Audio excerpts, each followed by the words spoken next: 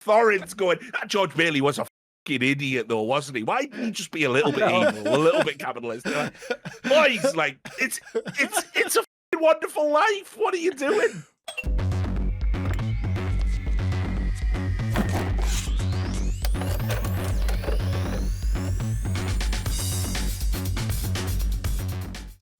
We are now in the third week of our four-play Christmas arc, and we are coming to you with an old-timey, all-time holiday classic, Frank Capra's It's a Wonderful Life. This film is originally from 1946, so it contains all of the post-war optimism you could ever want. Starts a little bit dark, you have to say, with the potential of the suicide of the main character. But as a riff on A Christmas Carol, of course, it has kind of this dreamlike alternate reality that's presented to George Bailey, played by Jimmy Stewart, who then realizes the value of his own life and the wealth he has in terms of his family and surrounding community. And it is just a heartwarming film that was very much underappreciated in its own time, and only kind of strangely many decades later became the kind of Christmas hit that we know it today. Yeah, it's weird because if you're of a certain age, you would just just think this was the quintessential Christmas movie. It must have been a huge success, but it wasn't really until it started getting airplay on cable TV every year. It sort of kind of became this like institution, and it was very divisive in its day. And it broke even at the box office. It wasn't a critical darling. It wasn't a commercial success. In fact, the studio, they even brought forward its release. I think they sort of like rushed it a little bit because they thought, oh, we can get it in time for some awards, and it just didn't really come about that way. So it's kind of the story of the movie is super interesting in and of itself. But I mean, I can't think of a more feel-good Christmas movie than this. And I say that even though 70 to 75% of this movie is just unbelievably fucking dark if you just sit and process it.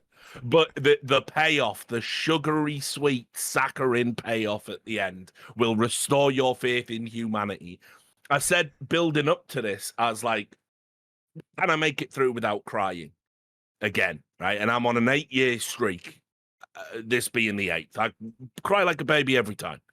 I'll explain why in a moment, but honestly, this film is a fucking treasure.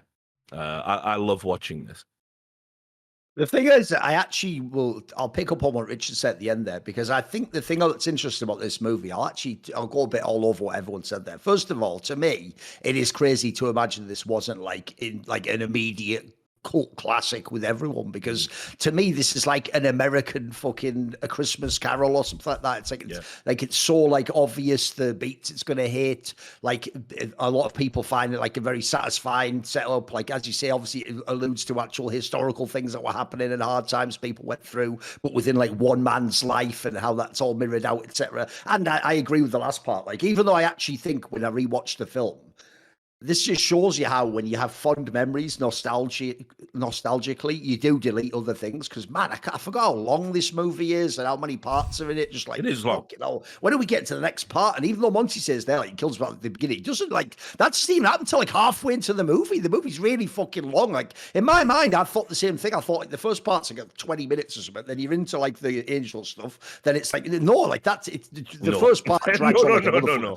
But no matter what you think of any of the middle part, the payoff is really good. Like, that's basically the best part of the movie. It's like, if this is a roller coaster, it does hit the final loop, and it does, you do get excited, and it does arrive at the station with everyone safe, etc. So I think the payoff is mega, even though I will say, I do think that's the part where you have to understand it's just movie magic. Like, the one problem this movie has, in my opinion, aside from the length, which we'll get to when we talk about some of the specific things, is this, which is it feels like the movie is almost like a Dostoevsky novel, to make some like deep profound point about like human society. But I have to say, the ending is like actually probably the least implausible, like least plausible possible thing that would happen in any real. So in a way, that part is just wish fulfillment to me. That's why, in a way, I actually do think this movie is awesome. But I also think, in a fucked up way, this is like a Twilight Zone episode where the twist is actually the world's good. It's like, what a twist. Oh, shit. Well, that would never happen, would it? Like if the actual same movie played out and then he basically just did kill himself, that would actually be like, that could be a modern movie. That's just like, it's just like, fucking, what do you want?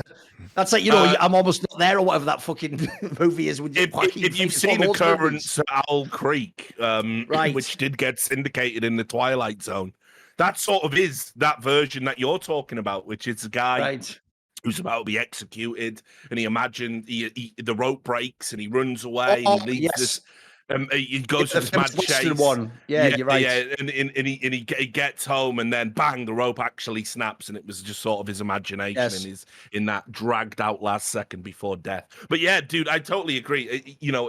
The fact that it does have this incredible premise, which is it's so ahead of its time. Even though I think I always forget the bloody name of it, the David Niven film, where he's dead but he isn't, or A Matter of Life and Death. Right. That had a kind of similar premise at the time. But I mean, look, that trope that you see of like, ooh, what would have happened if you never existed? Wibbly wobbly time travel nonsense. Well, I mean, this essentially is the foundational movie for that. It was a bag of conceit as well. It was a great idea. And the person instigating the time travel is fucking God himself.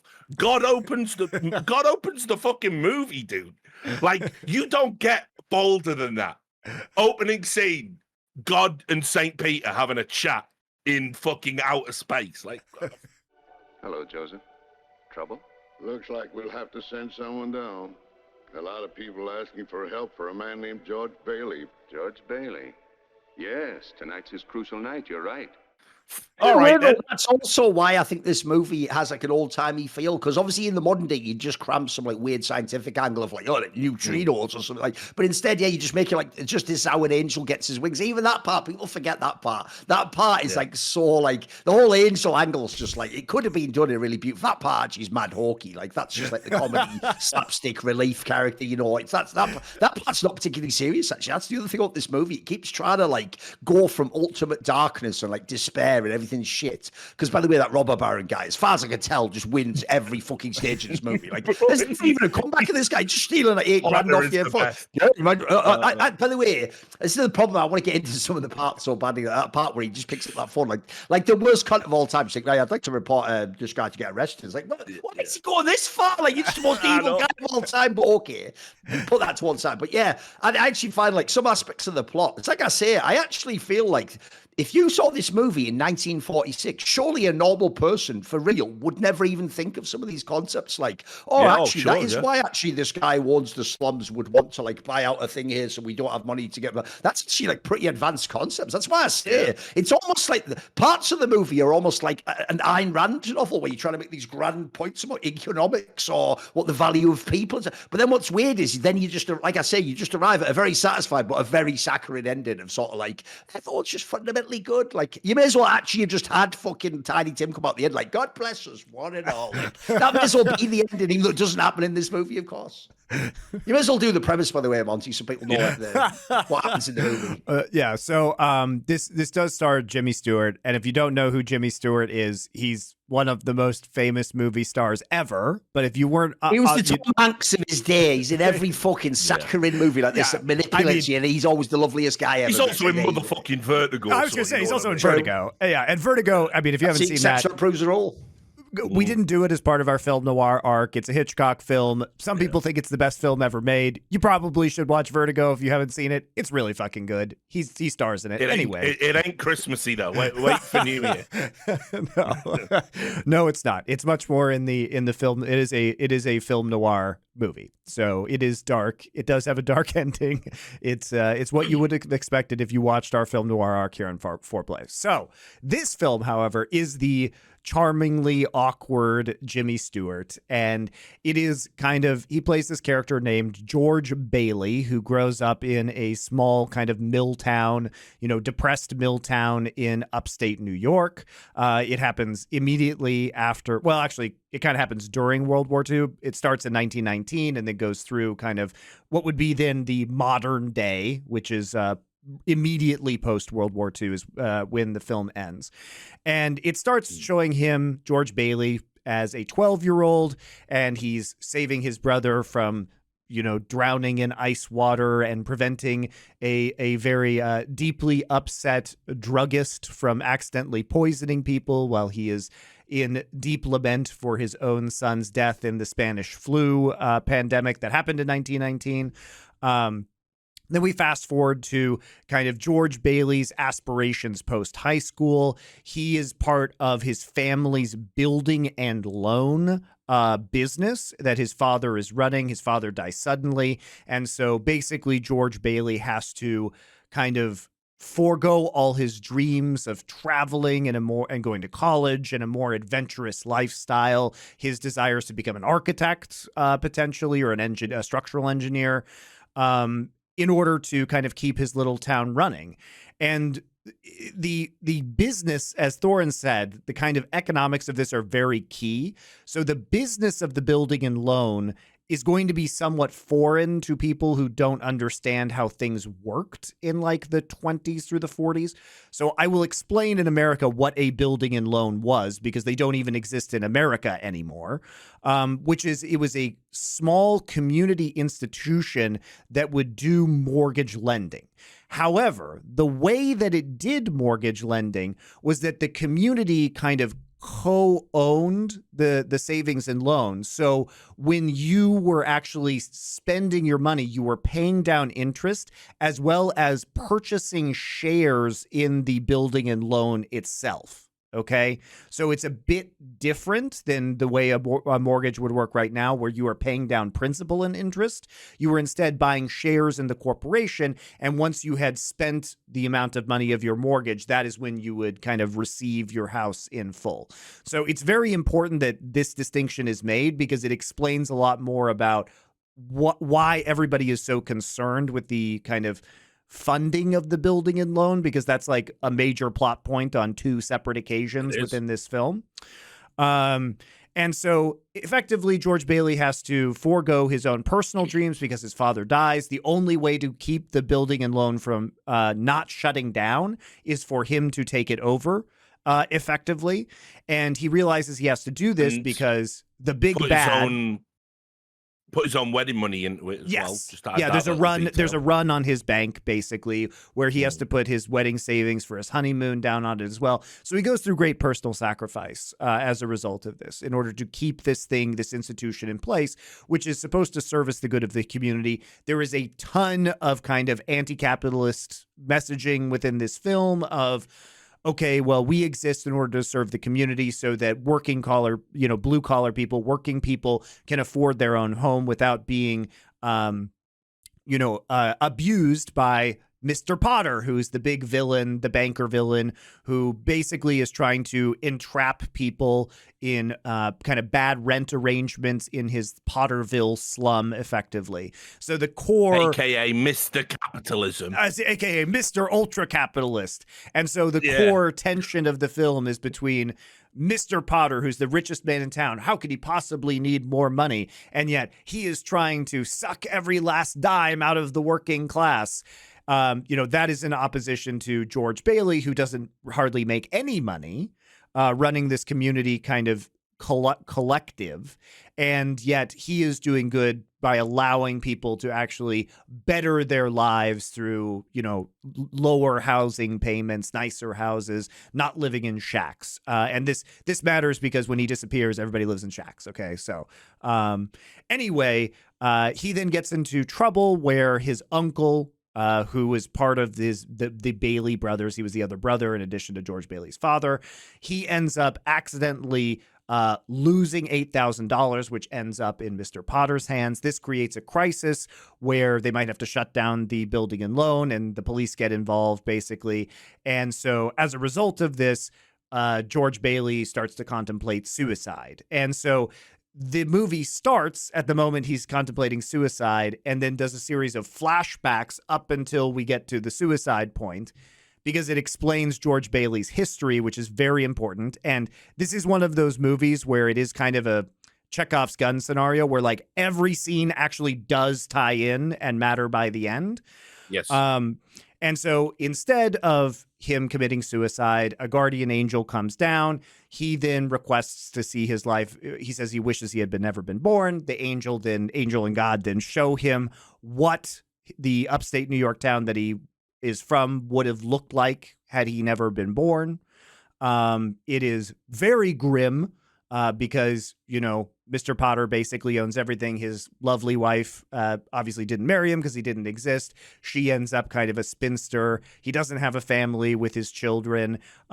His brother died when he was 9 because he wasn't there to save him. The druggist turned into a homeless alcoholic, and the city is pretty shit. So in this moment, he then realizes, oh, I've had a huge effect, and he then is grateful.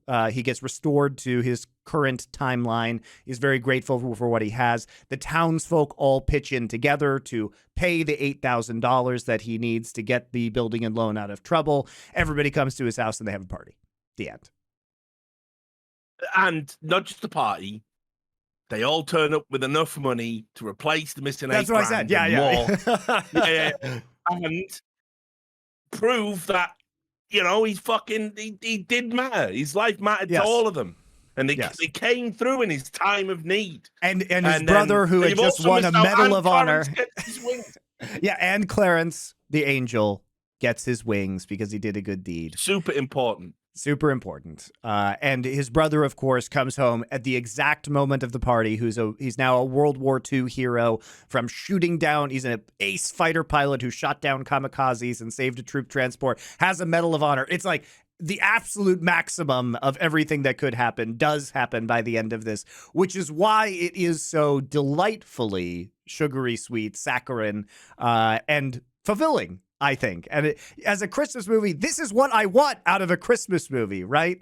I want renewed faith in humanity. Technically, Monty, there's one detail, though, missing from the ending that does make the movie. It's funny because this is the one saccharine note you would think they would hit, but they choose not to, which is, like I say earlier, I alluded to it. The weirdest part about this film is everyone forgets, right? Essentially, the evil banker guy isn't even set up accurately, because if he just was, like the movie purports, like a sort of like a vehicle for economic greed, essentially, and the idea of like capitalists, like, you know, a never-ending growth, and it doesn't matter whether you need the money or you need the resources, they're there to be taken, so you take them. That's the idea, right? He's just an economic actor, right? If that was the case, he would just win by the methods you see in the movie, which is the George guy just essentially leverages himself to the fuck 24/7, doesn't have any money because he's just giving it away like a bleeding heart, and would inevitably get wrecked anyway when hard times happen. Instead, this guy does just steal the $8,000 that falls into his newspaper, never give it back, and even at the end, they can't even just have him come in at the end and go, yeah, you know what, actually, I realise what's wrong, have the $8,000 back as well. Like, that can't even have, the movie ends, by the way, without that guy ever getting his comeuppance in any way, except that he doesn't get to run all of Pottersville, or what it would have been in the alternate reality, you know. But like, that guy does win low key, even in this movie, even in the happy ending. That cunt gets away with it all, even though, like I say, they make him so. What I like is this. It actually does remind me, like I say, of like an Ayn Rand novel, because they always make the villains like this in those. Like, they always like explicitly say their philosophy, so people might know.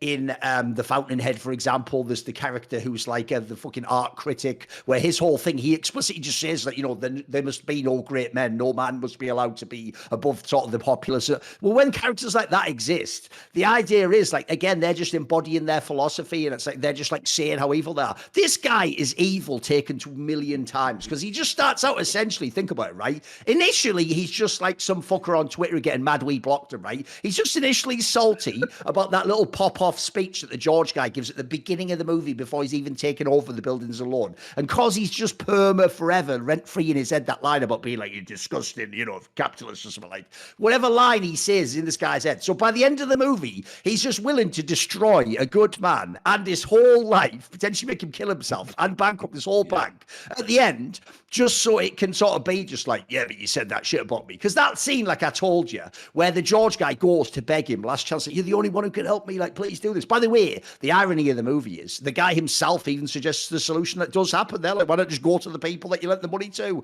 and ask them? But obviously in this scenario, he thinks, oh, it has to come from one person, doesn't he? So he begs this person, like, please give me the $8,000. And then when he finds out, like, there's no angle, he right in front of him just goes, like, I'm just going to call for you and have a warrant to be arrested now. It's just like, oh, you're just pure evil. Like, mate, how far would it have to go? What? Like, that's the only part of the movie that is nonsense, right? Is the idea that, like, when a guy's winning that hard, like, would you really just go everything in on this one guy? Can't you just let that one guy exist and then you win in every other possible conceivable context? As a stockholder of the building and loan, I'm going to swear out a warrant for your arrest.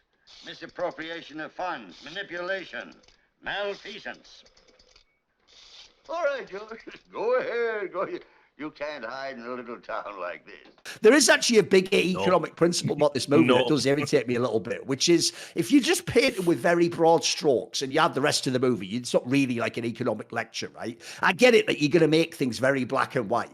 But the problem I did have with this movie went like this, is the framing is that there are two ways to approach the economic system. You can either be this guy, a total piece of shit, who does just think, even though I don't need it, why should you have it if I can take it from you? Essentially, might make right. If I have the power to do it, it is okay for me to do it. The other position is presented as you must literally, it's like what they always do in Hollywood. A good person is just someone who doesn't have an ego. They just let themselves be shit on by everyone to infinity, and they just act as like, I'll give you all my money and I'll do everything you ask me to do, and you can just like essentially turn the other cheek, like you just slapped me a million times, like that kid at the beginning of the fucking movie with that guy that's what I don't get is this. There's an obvious middle path which counters the first evil guy, which is you also use your power and your influence, but for good. Why is that not ever allowed in these films, if you know what I mean? Because the first thing I thought when I watched this movie is, dude, the guy who thinks of killing himself has completely mismanaged his life and his business. Like, the way he behaves has put, like, all this insane pressure on his family and community.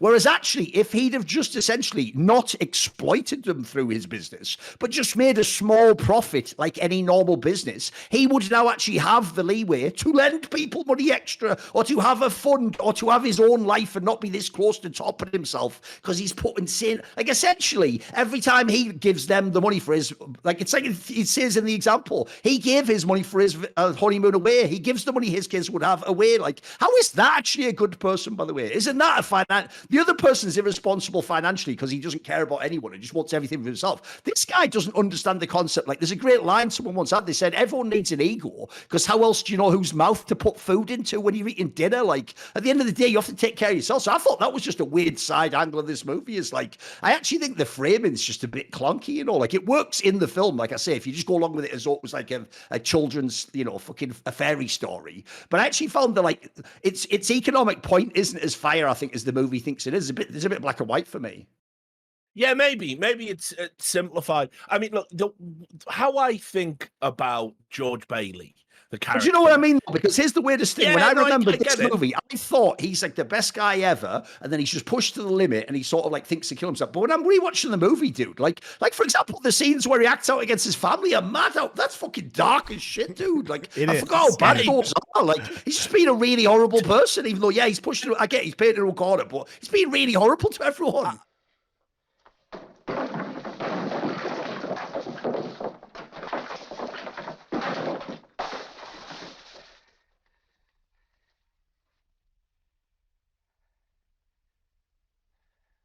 But I think and to be fair, I think the guilt is essentially the guilt doing that is essentially the final catalyst to the suicide option. I always interpreted that he felt really ashamed about the way he reacted. Oh, sure, yeah. And the way he treated his kids and everything.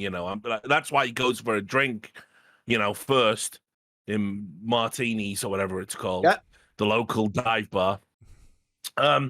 Look, for me, how I think about George Bailey, the character, is this. How would you turn out if your life was essentially an endless compromise of your hopes, your Yes. dreams and aspirations for the benefit of everyone else in your life. And it's easy to forget that that might easily describe your parents. That might easily describe an aunt or an uncle. You know people who've done that. You know people who could have gone on to, like, I don't know, great things TM and didn't, because, you know, they had a kid at the right time, they didn't want to be selfish, or they did help a family business out, or they looked after an infirm relative, and we could just defer it for a year, could just defer it for 2 years. Before you know it, your life's gone. And they get all wistful, and they tell you about all the things that could have been. I know people like that. I'm probably one of them now. Fuck esports, right?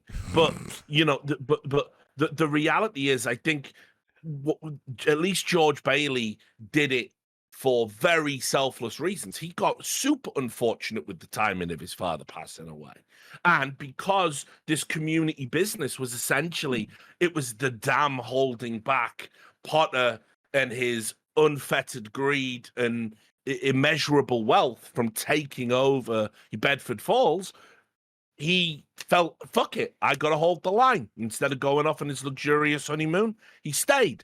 Instead of taking that money he got as a gift, he put it into the bank to keep it Mate, afloat. when that scene's happening when he's about to go on the honeymoon, if you've ever seen any films, it's like that scene, the classic one, you'll know, Richard, from the fucking The Simpsons, where they do that, like, you know, fucking the fake Arnie guy, where it's like, you know, oh, I'm going to retire now with my wife and go away on this boat and live forever. It's like the live forever.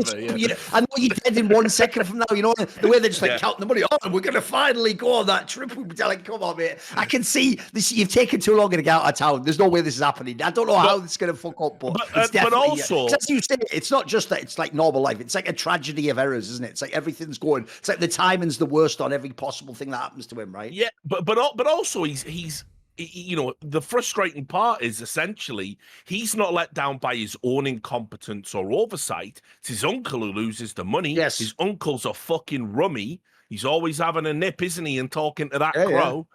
Right, you know, and fucking. He even makes the mistake. Think about taking that on himself. Like his uncle did it, but he says he did it. If you remember, like he takes even that on himself. Like he was the one who lost it. Yeah.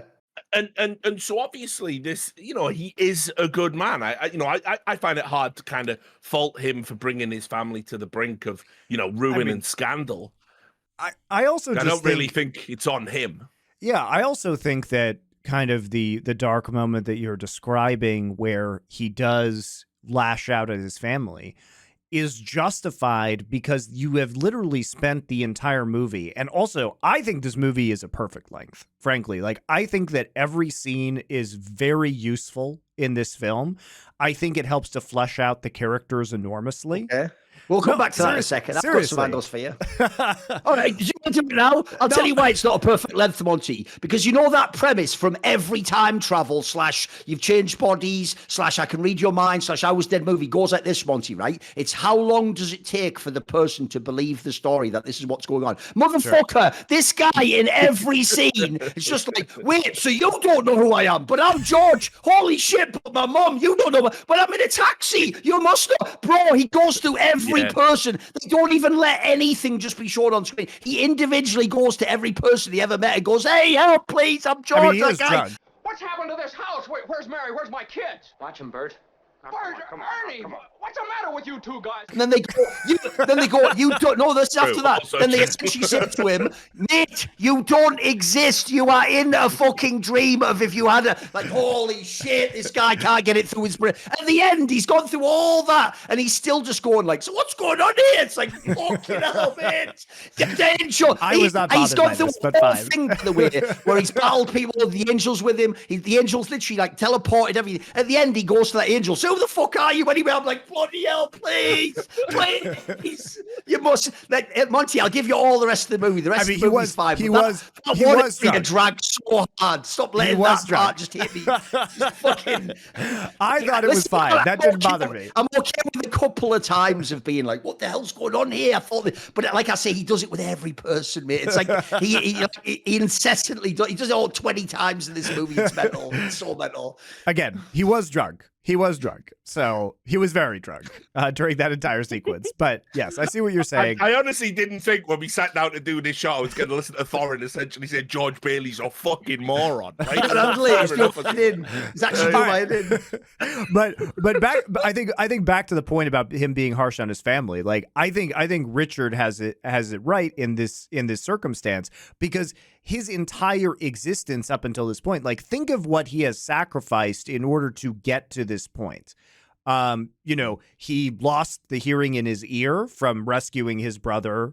So he's absolutely deaf in 1 ear. He had to delay going to college after he graduated high school, because of his family. And then due to his father's death, he actually has to use the funds he saved to go to college for his brother instead of him, because he has to, stay around and help out because he's the only one the board will approve to take over the business. Right. And so if he doesn't take it, if he doesn't take it, then Potter takes over the Since you guys are billing him as this wonderful guy who did no wrong, I will point out, right, he works in fucking savings and loans. And at one point, a character whose entire thing is I am Gary Stew and I will infinitely succeed goes, hey, just invest in this stock that we're all invested in. You will see me later in the movie as a millionaire. And he just goes like, thanks. Maybe the answer was right there the whole time. That economic lever was just begging for it. But the problem is he was probably just like, but you know who I am? I'm George. Like, oh, that was early in the movie. So I guess he couldn't do that, could he? Mate, that. I'll just throw that angle out there. Like, that's the one I mean. The problem here is I can't believe you guys are all on board with this. You don't think he essentially, like, I actually think the George Bailey character also shows the toxicity of expecting people to be like that, though. Well, like, you aren't actually Jesus, mate. Like, you have to keep something for yourself. You have to, like, protect yourself and your family at some time. Like, he's just letting himself go to the absolute limit so that he really is just like, the joke is, but the first half of this movie could be the fucking prequel to Falling Down. Like, there's a fucking straight fire back to back right there, and by the way, like this into Falling Down. I know it's a wonderful breakdown. Brilliant, love it. My mind's going to be crazy. I know. No, but look, I'm not saying that he is the perfect human in this circumstance. I'm just saying that his actions, I think, are justifiable. He's naive and clueless in many ways. Yeah, that's true. Like think about the way that he interacts with Mary. He is fucking clueless. Like, if anything, Mary is by far the most competent character in this entire film, his wife, right? Who gets everything done and is a total boss. As an aside, here's one thing I did appreciate, right? Almost like the classic ones that Richard will know. Like, you know the classic format of a joke, Monty, of the Irishman, Englishman, and Scotsman. Sure. Sadly, an area that's aged very poorly, even though I think straight fire material if I was in a pub. So there's a classic trope with those of any of them that involve wishes that the Irishman always fucks up and just deletes your wish. She does that in this movie, right? When they take that thing where they're throwing things, his wish obviously is that, get out of this poor town, go around the world. Her wish is like, I hope none of his dreams come true. He just lives in this house with me. And she uses like evil wish counteracting power to overrule his wish. And in some ways, you could say she's to blame for all their life. Right? Just put that out there.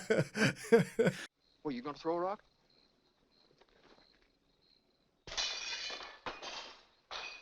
Hey, that's pretty good. What'd you wish, Mary? She does override his wish with hers. That is mad, Connish. What the fuck are you doing? That happens. I mean, I don't know how successful he would have been without her, though, because if anything, no, all of the idealistic shit that he's doing is just completely impractical, as you've noticed, Thorin. And she is the one who's like, I am going to renovate this house, raise this family, and when you get into shit, I'm going to go rally everybody and get them to come with their money. Like, she solves all the fucking problems in this movie. She is a total boss. Yeah, for real.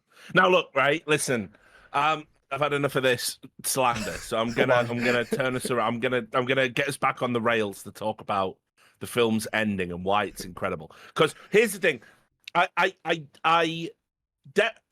don't know if I agree with the statement it's a perfect length, and I don't know if I agree that it's perfectly paced. Not that anyone said that, but just in case you were thinking it.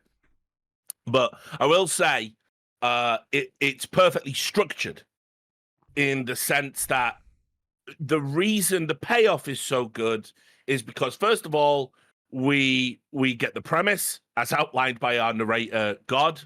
Great stuff. Love that. Great casting. And then we get the moments of a life lived, which are all of these key moments that I don't give a fuck. All Don't of know them, this guy. everything you see comes full circle in the end. Yes. Which is why Because when he's having the flash, when he's in the alternate timeline, going, "Who am I? What's happening?" to everyone for about 20 minutes, which the penny didn't fucking drop really quick. But anyway, when he's doing that, each one of those moments from the start is referenced again. Yes, you see the alternate. of course. You have to have the annoying part where he goes around for 20 minutes talking to everybody, because this film is about community. At the end of the day, it is about his network and community that he has supported and that he has this amazing relationship with. And unless I get that, but the problem I have is this: it's the way you told it, though. Like I say, you could have just shown. He could have just gone to where his mother's house was and just seen through the window that what she does. You know what I mean? There's different ways you could do it. They just use the method of him directly saying to the person, "Hi, it's me," and then them going, "Well, you don't exist, so you're not," and then him going, "What the hell? Bloody hell, though!" My joke is, if you love that, mate, let's extend it. Let's make that like a fucking hour longer. Let's have like more people going on. And it's got, "But Timmy, I've just said to your brother, what about you, though?" It's like, fuck, like that part is ridiculous, mate. All right. I understand the idea, like you say, like a Chekhov's gun. You're setting every person up that you have to meet them again to know what his relationship was. That part's okay. It's just the problem is that it's a bit didactic, essentially. Like they really do go person by person, every single person in the town. I agree with you in the fact that it is the way it is done beyond a certain point is a little bit repetitive. And a little bit ham-fisted, but I do think that it is necessary for him to interact with all of those characters, and I do think this movie has a purpose in being as long and showing as many vignettes of his life as it does, because you have to get that entire, like, it's not just about George Bailey, it's about everybody else that he interacts with, because ultimately that is the message of the movie. So it doesn't work unless you kind of really, really flesh things out. And I would much rather have it be too fleshed out than not fleshed out enough, because then you don't have the power of the ending. Like, it all has to come together in this one moment. Otherwise, this entire film just ceases to work. And let me just say, right? So here's the thing with this film, right? If he just was running down the snowy Bedford Falls, returned with his thick lip from where he got punched in the bar and deaf again in one ear, and he's running home a certain ruin and disgrace, right? But it didn't matter because he had his family back. At least his brother was still alive. It would have been you could have ended it there. Oh, being right? But they don't. They take it one step further, and I think to the benefit of the film, although you might argue the detriment. It's artistic life, of course, of having the community rally round and bail him out, like he's bailed them out for all these years. Finally, fucking George Bailey. His name's Bailey, for fuck's sake. I know. Right, and not just that though. All the money's more. He's infinitely rich, not just rich because of the money, but because of the love. Finally, you know, like the people are paying off everything he's done for the community. Now that fucking kills me every year. I fucking weep floods. I got this thing. I'll tell a brief anecdote to give you an idea how soft I am with this stuff. Back in the day when I used to be a stoner, it's kind of while I was poking around the edges of esports and not really in it. I was working a normal job. I'd just wake up some days and think, fuck it, I don't want to go into work. I'd sit at home and smoke weed and watch daytime TV. And one of the things that we used to import from the US was Extreme Home Makeover, right? And and I'll never forget this one episode. Where's this going? I guess the sentimentality that gets to where they give them all the free shit and everything's wonderful. There was this one episode, I'll never forget it as long as I live. There was this fucking dude. The day of the birth of his daughter, he's in a horrific car accident. He's blind in one eye, one side of his body's all fucked up. He's paralyzed, he's in a wheelchair. He can only move one arm, and you know he's not going to get better. He's on a fucking permo, and because of his problems, he needs round-the-clock care. Right, and his wife's got a kid to raise. She has a job. They can't really afford the medical bills, so he has to like live with his parents. And he's missing his kid growing up, missing his wife. They've been apart for years, Enter the Extreme Home Makeover team, dude. They fucking make his house sick. Ramps, elevators. They do it all, right? And it looks great. But here's the fucking bit where it gets fucking. They just knock it up a notch, just like It's a Wonderful Life. The final reveal is the master bedroom. And on the walls are all these beautiful framed photographs, starting with the wedding day to his wife, of all the fucking moments he's missed while he's been getting care. And I was unbelievably high, and I was bawling my fucking eyes out at 2 o'clock in the afternoon. I can't handle that level of kindness. I don't know. I must have some blocked out, like, horrific abuse when I just can't handle. I can't handle the kindness. And this is the ultimate movie for human kindness. That payoff at the end. Ah, dude. Like I said, it's like that line people say, right, where it's like restored faith in humanity or whatever the fuck, right? It's like that's the vibe of the end of this movie. Yeah, but I mean, it's just so great. It does make you believe that, you know, maybe something like that could happen to you. Maybe life isn't going to be that bad. Maybe your friends will come through for you when you desperately need them. Yeah. You know, maybe there are worse things in life. So what if you lose a bit of money, do a bit of jail time? Who gives a fuck? Here's what's truly important. Now, of course, none of that's real. And the world is a horrible place. But that's why this film is so fucking special, because it can draw you into a reality where you could potentially conceive of human, you know, unfettered human kindness, unadulterated kindness and love for your fellow man, that you will get you just rewards for a life well lived. It's also just frankly kind of, I mean, it's a very interesting film in terms of what it was saying at the time. Like, we've talked about the stances on capitalism, and this was before really this is like immediately after World War II. So it's kind of pre-Cold War, before things had really ramped up there. Oh, yeah. So the virulent, like, anti-communism hadn't happened yet. And I do wonder, like, if this film is made in 1956, if this is not cool any longer, right? Because I mean, if you think about the central plot, like, the heroic element is sort of a socialist fucking angle, isn't it? It's like, 100%. All your money and you got to give it to the people who need it. Yeah, true. It's also, like, frankly, just kind of a wholesale rejection of modernity and globalization. And what I mean by that is that if you think about all the false leads that George Bailey has, he has this idea of traveling the world, of leaving his home, about being part of these grand industrial projects. But in the end, his reality is staying in his tiny little community and helping other people build homes. This sounds more like, I don't know, 2,000 years ago human civilization. Like, it's a lionization of not just like the past, but the ancient past, where you never really left your home and you didn't even know that the broader world existed. And at the end of the day, what was important was the family that you had right there and the community that was tangible around you that you enriched. This movie doesn't work in a big city environment, right? It only works in the concept of a small, intertwined group of people who all know each other deeply and who are all helping each other. And indeed, I would say that George Bailey, like, the film is rejecting his ideals actively. He is so obsessed with this leaving the town, with having this big career, that he can't see this woman, this beautiful woman who loves him and who is, you know, a total badass, who is just throwing herself at him. George Bailey, what's he want? I don't know. What do you want? Me? Not a thing. I just came in to get warm.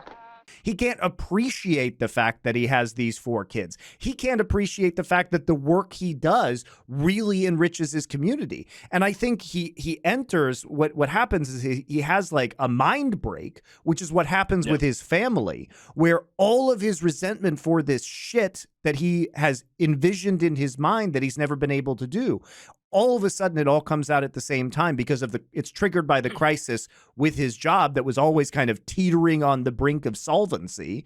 And it takes that suicidal moment. It takes the intervention of God. Indeed, you know, one interesting thing about this movie is we don't really hear about God or church or any religion by George Bailey or his family up until this point in time.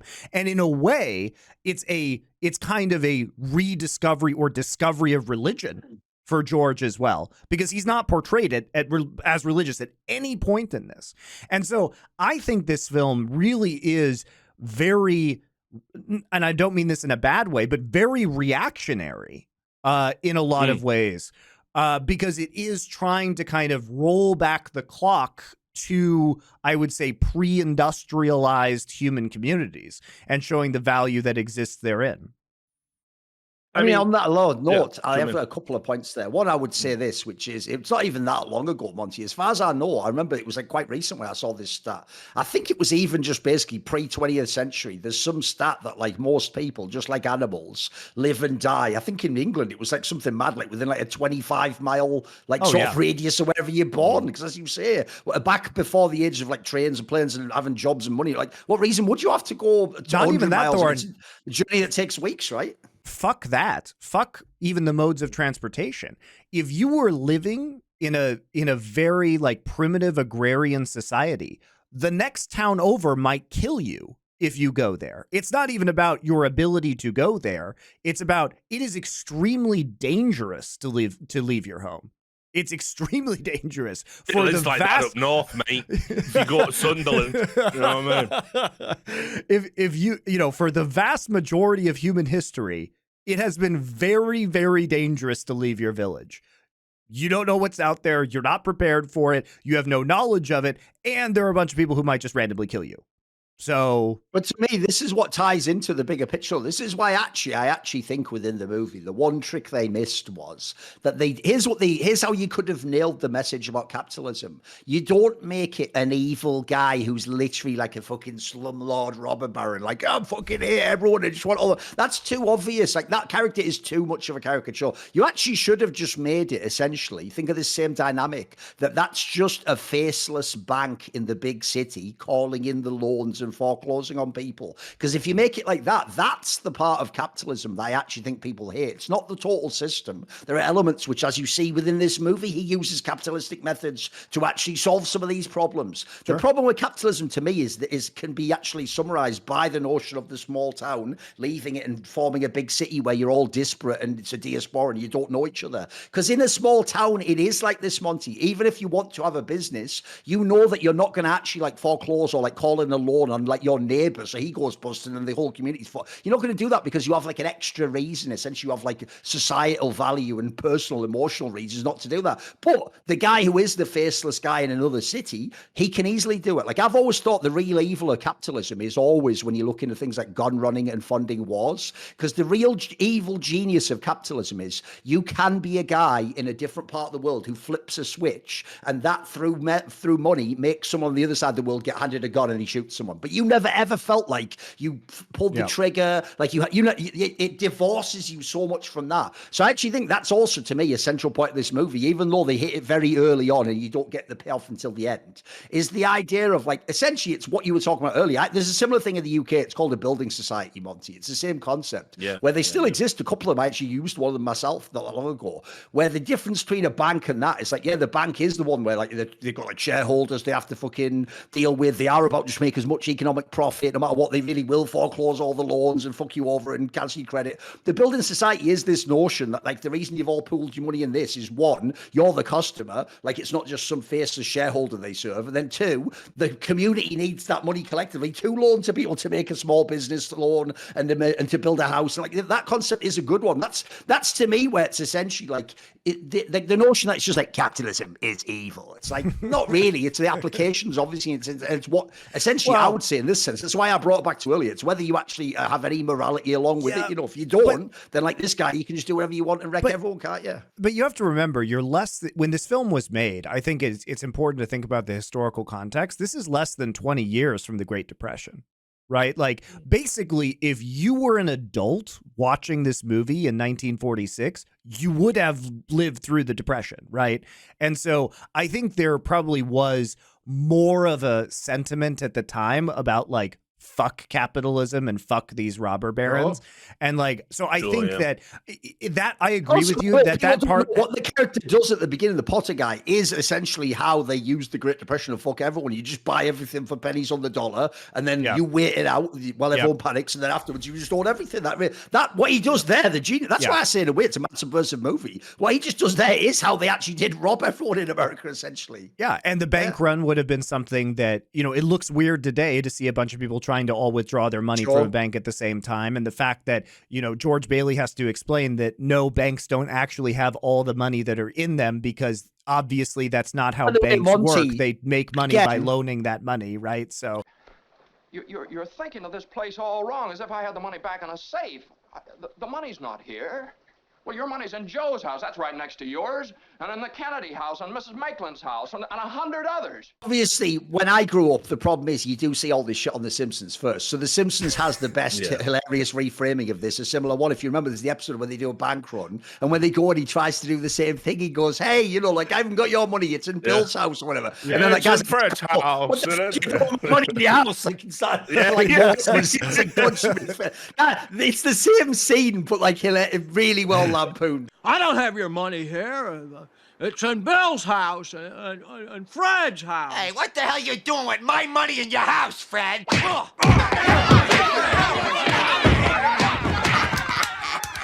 I mean, old Simpsons did everything right. What can you say? It's amazing.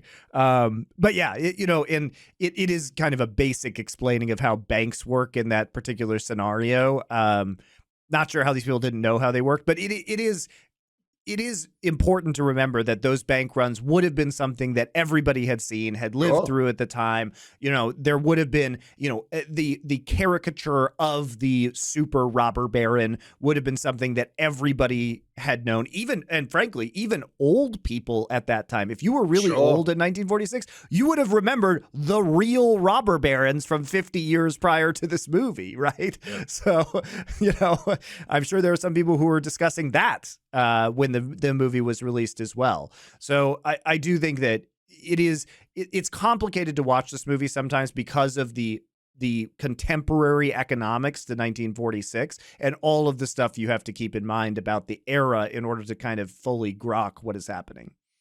By the way, there are some actually hilarious moments in this movie, whether intentionally or unintentionally. Like one, that part with that woman, who, by the way, like for the 1940s, is the biggest whore of all time. Like even as a kid, she's just like, I just like all the boys. I like him. You like every boy. What's wrong with that?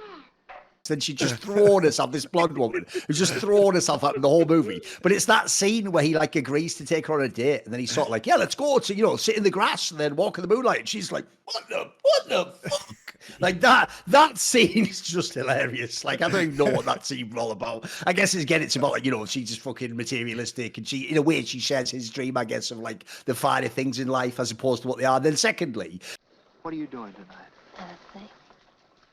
Are you game, Vi? Let's make a night of it. Oh, I'd love it, Georgie. What'll we do?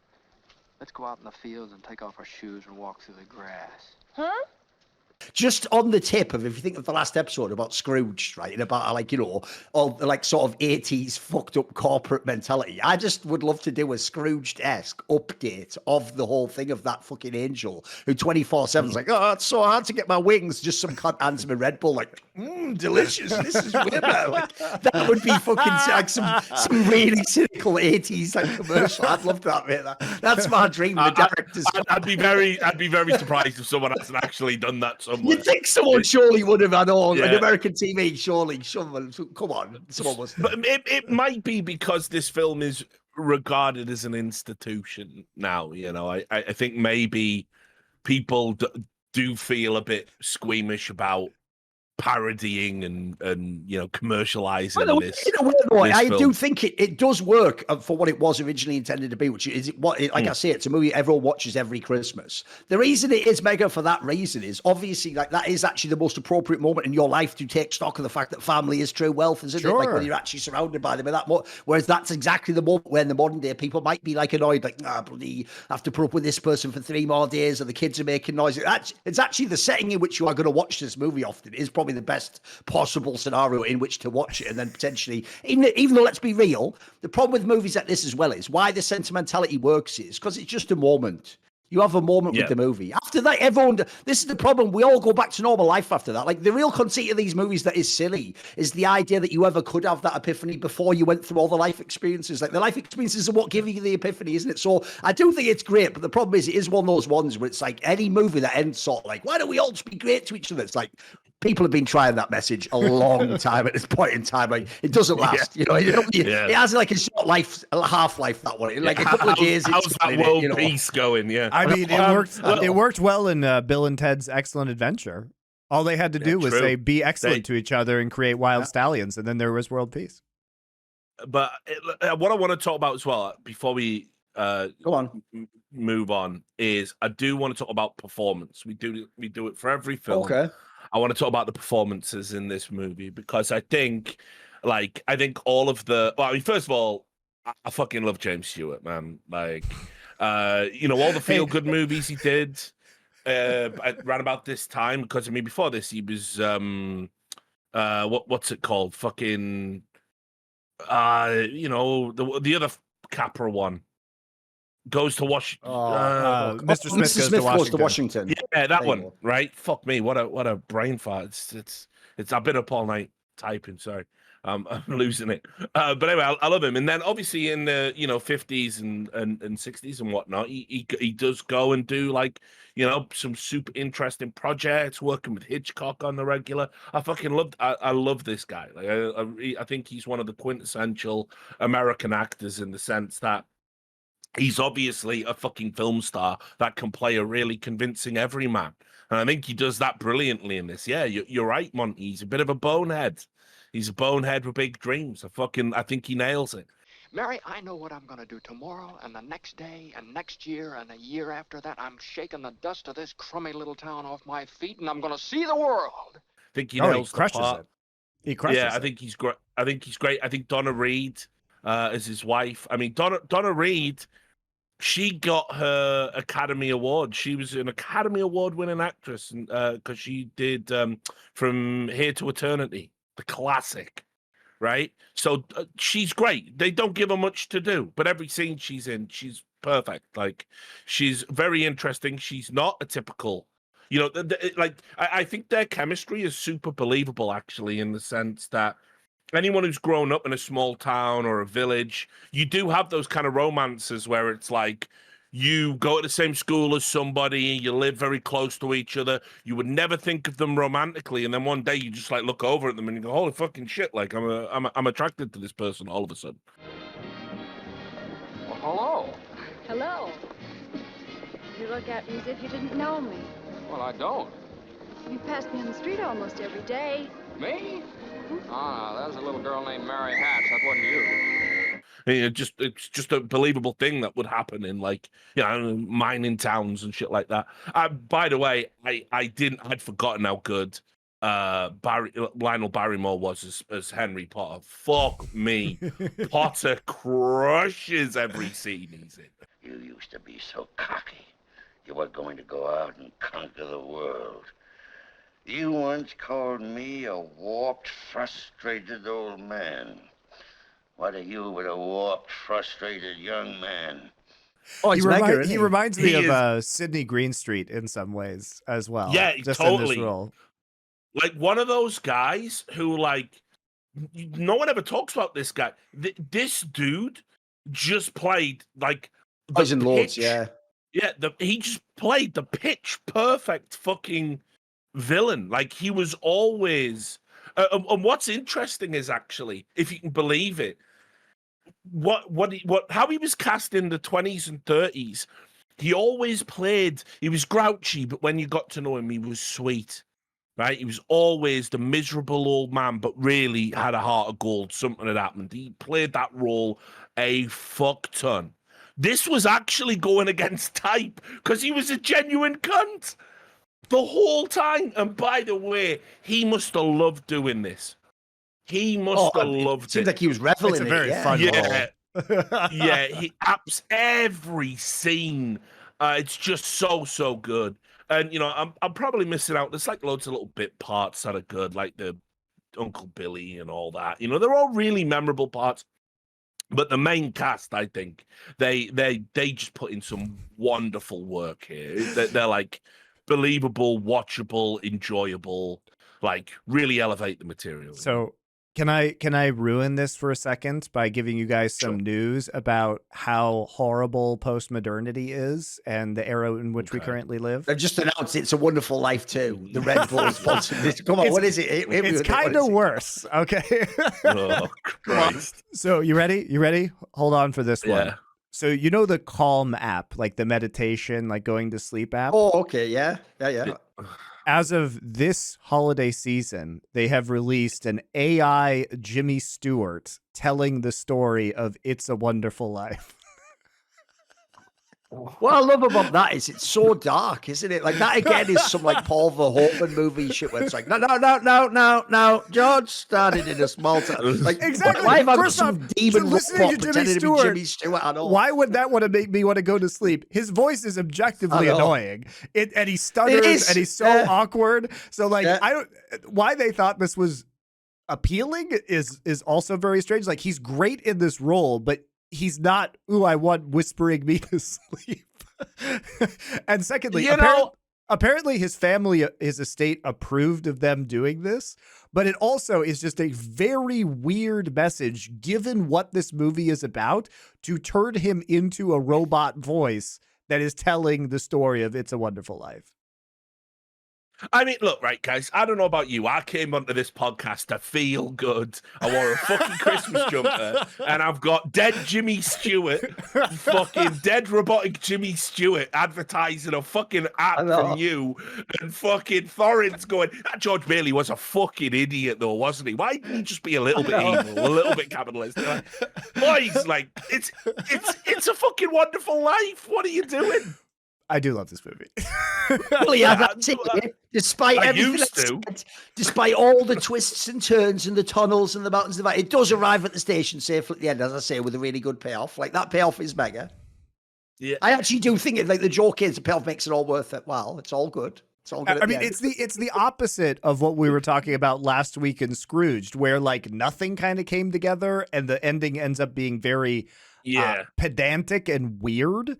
And this movie, it's like every little thread gets tied up in its neat little bow. It's so incredibly satisfying and heart-tugging in the best possible way. And it's exactly what you want out of a holiday film in the same way that A Christmas Carol ends. The difference, this is kind of like the inverse of A Christmas Carol, because Scrooge is a man with nothing who realizes that he would be happier with a community. And this is that same trope of seeing your alternate reality or your alternate life that exists within A Christmas Carol, except this guy is so clueless that he can't see what's right in front of him. So he's actually just in denial of the things that he has, and it takes that moment. So I like it in that it's like kind of a 180 on the trope from the original Dickens story. By the way, there's also another moment in this. My brain captures screenshots of just crazy shit in movies, right? And what I love is stupid shit in movies. Like I've told the story in the past where it was on one of the ones like Vampire One. That stupid trope in American films where, like a car in a chase busts through a restaurant and the homeless guy's drinking a bottle of wine and he goes like, I'm not looking, and then sugar. Right? But when you've seen it though, it makes sense because you already know that sort of patois. That's how they speak in movies. Right, there's a bit like that in this that is so absurd. So when they do that shit prank, where when they're doing the Charleston, they open up that pool, right, and then all the people fall in. So that guy who's sort of the mayor or whatever goes, oh well, and then he goes like this and just dives in. Why is that like? Well, it's like in for a penny, in for a pound. He just a little dive in, and he just dives into the pool like a monocle or whatever. So why is that in the movie? Why did they put little touches like they think that's like cutesy or like so stupid like that? That's just not necessary. The rest of the movie is good. Just leave that part out. Why is that part in?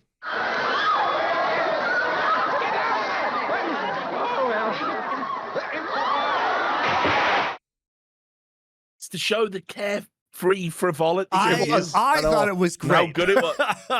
Yeah. Look, you have to remember that scene takes place in like the peak of the 20s before the Great Depression and the economic collapse, and it's to That's show how they enjoyed themselves back exactly. And besides, when everybody else is in the pool at that point in time, it's turned into that kind of party. There's no way. Like, listen. Here's a little factoid. It's got nothing to do with any of this. We're gonna watch like Dirty Dancing or Footloose at some point in time, and Thorin's gonna be fucking nitpicking all of the townspeople's reactions. Here's the thing. I could actually imagine him like coming up with a fucking, probably would love Footloose. probably sees a lot of himself. Like, obviously what he's doing with dancing, I'm doing with my videos and that. Just fucking with the system, man. Hey, factoid: they did a remake. They remade this film. What? They did. Yeah, I know, right? They did remake it in the 70s. It was a 4TV remake called "It Happened One Christmas," and it's crazy. It was it was on the ABC network. They reverse all the main roles, gender reverse all the main roles. So it's like it's Mary Bailey Hatch, I think, is the main character. Okay. And what's unique about this movie is, and you'll appreciate this, Duncan, Orson Welles plays Potter. Oh, fuck, okay. That sounds like a banger casting, though. Yeah, that sounds sick. So I don't even know if you can, it must be out there. People must be able to see it. But, sure. Not a lot of people talk about that. And you'll also love the fact that they eviscerate the runtime. It's like just over an hour. Okay, there you go. They halve it. It's all. I'm telling. Maybe Duncan, check it out. Maybe just like 70 minutes long. The third time he goes to someone, why do you know? Oh shit! Oh, it's because I'm not alive, Alec. Maybe that's what they did. Maybe Orson came in like, you know what? Few notes. Exactly. This is preposterous. Ripping it up. But look, I don't care about any of Duncan's criticisms about this film. I also don't. I'm going to petition you all at home. Hopefully, if you are one of the viewers that don't watch the movies and just like listening to us fucking bang on about films you haven't seen, do watch this one at Christmas. Do. Yes, because, especially at Christmas, especially. Yeah, I it's funny. Frank Capra, we didn't really talk about him at all. Too busy talking about George Bailey's IQ, but. Like he says the fact that Christmas is incidental. I don't agree with him. I think, I think the fact that it's at Christmas is, well, first of all, it's what gave the movie that second life, because people can networks can pick it up. There was this weird thing. I think it was in the public domain at one point. And they could just show it on cable TV, and so people would watch it every Christmas because it's a Christmas movie and it's on TV. But I also think as well, if you take the Christmas aspect out of it, it wouldn't feel like the final miracle of everyone coming through is possible. It's everything we want to believe Christmas can be. It is the embodiment of the Christmas spirit, and I think without that window dressing, the movie would be weaker for it. Look, Christmas is a fucked up time. This movie is incredibly dark. You'll all be able to identify with this. It's a good guy having bad things happening to him, which maybe or maybe not are. Some of them could be his fault, but it's not fair. And he's driven to the brink of suicide. And you know what it's like at the holidays. I was talking about this before we hit record. This is a time when people do start getting dark thoughts in their head, because we built this like capitalist fucking consumerist monstrosity out of what was realistically meant to be, let's all get round a table, talk to each other and have a big dinner and fucking remember why we all love each other. That was what, that's what we do at Christmas, but we don't now. And people get stressed about, am I going to be able to buy the kid the toys they want? Am I going to be able to spend time with this person, that person? People feel inadequate. They watch commercials on TV, these lavish spreads, and you've been down fucking Iceland and you can't even afford a prawn ring, and people get fucking insecure and upset and miserable. And so it's important to fucking remember that you know, if we only do it for one time a year, and even if we fucking phone it in, it does matter to people. It'll matter to people in your orbit. And I don't know, you might surprise yourself. You might reconnect with some old family people and that type of thing. And this movie reminds you of that you have lived a life of value. You have touched the lives of people in your orbit in ways you might not be cognizant of. And even though times are tough, you should talk to people, and maybe they will reciprocally show you why they appreciate you. And that is the magic of Christmas. Christmas is the ultimate excuse to do that. And that's why this movie is fucking amazing and a must-watch every year. By the way, I'll just throw in, I'll even say, I hope the epiphany that some young people get from this movie is like what Richard said earlier. There are people doing the George Bailey thing. It's just probably not you, usually in life. It probably is your mum or some sort of like a family relative, like they say, who maybe had to keep the family business going so the other brother could go away and leave the big city. Essentially, there will be someone in your life who is the George Bailey character. So just try and identify who they are and be nice to them at Christmas. How about that? Or, you know, all the time, but especially at Christmas. But if you're ever in a scenario where you get taken to an alternate dimension by an angel, just get the fucking figure it out after like 3 times. Just come on. I mean, don't look, try my last week we had Bill Murray that even though he was producing a version of A Christmas Carol, couldn't figure out that he was in fact in A Christmas Carol. And this week we have you'll notice George Duncan sticking up for his mate Bill Murray once I again. know. Big Murray over there. Got to him. And this week, even though it's painfully obvious to everybody that George Bailey is in fact in an alternate reality where he doesn't exist, he must question every single human being. Well, that'll wrap it up for It's a Wonderful Life. Great film. Hope you guys enjoyed it. Next week will be Satoshi Kon's Tokyo Godfather. So our first anime film. More tears. It's going to be a tearjerker for sure, yeah. It's a great movie, guys. Even if you don't like anime, I would highly recommend Satoshi Kon in general. Like, all of his movies are bangers. But this one's a great Christmas film, and I think you'll enjoy it. So we'll see you next week. Merry Christmas.